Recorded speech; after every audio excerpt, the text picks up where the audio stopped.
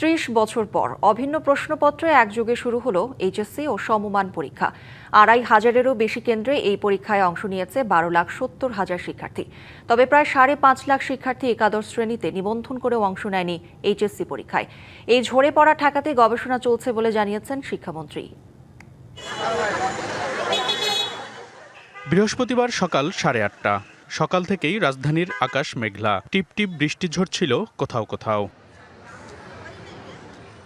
HSC ও সমমান পরীক্ষা শুরুর ১.৫ ঘন্টা আগে কেন্দ্রে প্রবেশ শুরু হয় পরীক্ষার্থীদের। কঠোর তল্লাশি ও নজরদারির মধ্যে প্রবেশ করে পরীক্ষার্থীরা। এবার ৩০ বছর পর অভিন্ন প্রশ্নে অনুষ্ঠিত হচ্ছে এই পরীক্ষা। এর আগে ১৯৯৬ সালে সবশেষ অভিন্ন প্রশ্নে এইচএসসি পরীক্ষা অনুষ্ঠিত হয়। এবার সারা দেশে মোট ২,৬৯৭টি কেন্দ্রের সবগুলোই ছিল সিসিটিভির আওতায়, যা মনিটরিংয়ের ব্যবস্থা রয়েছে কয়েক ধাপে। আর নকলসহ যে কোনো বিশৃঙ্খলা ঠেকাতে কঠোর অবস্থানে দায়িত্বরতরা। মহানগরের পরীক্ষা দিচ্ছে নকলমুক্ত পরীক্ষা, সুতরাং দেখাদেখি করারও সুযোগ নাই। আর তারাও এটা স্বাগত জানাইছে, দেখলাম এটা একটা ভালো দিক। এটা নগদ নিয়ে এলো হার না মানা হার অফার।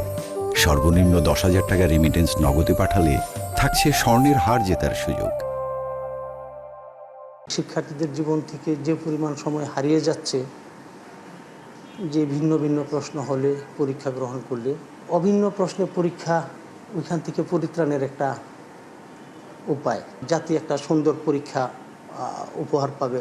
এবার মোট পরীক্ষার্থীর সংখ্যা ১২,৭০,৫৮৩ জন, যা গতবারের তুলনায় প্রায় ২০,০০০ বেশি। তবে এবার ঝরে পড়ার হার উদ্বেগজনক। এসএসসি পাশের পর একাদশ শ্রেণীতে নিবন্ধন করা শিক্ষার্থীর মধ্যে ৩৬% অংশ নেয়নি এবারের এইচএসসি পরীক্ষায়, যার সংখ্যা প্রায় ৫.৫ লাখ। গতবার এই সংখ্যা ছিল প্রায় ৪.৫ লাখ। বৃহস্পতিবার দুপুরে শিক্ষামন্ত্রী সাংবাদিকদের বলেন, শিক্ষার্থীদের ঝরে পড়া ঠেকাতে কাজ করছে সরকার। আমরা এই বিষয়টি গুরুত্ব দিয়ে দেখব। ক্লাসরুম এডুকেশন, টিচার্স ট্রেনিং প্রোগ্রামগুলো আমরা বাড়িয়ে দেব। সিলেবাস, কারিকুলাম এবং সময় সবকিছু আমরা সুন্দরভাবে সাজিয়ে যেন আগামী দিনে এই ড্রপ আউট না হয়। এই ড্রপটা আমাদের জন্য একটা বিরাট লক্ষণীয় এবং আমরা এটা নিয়ে গবেষণা করছি।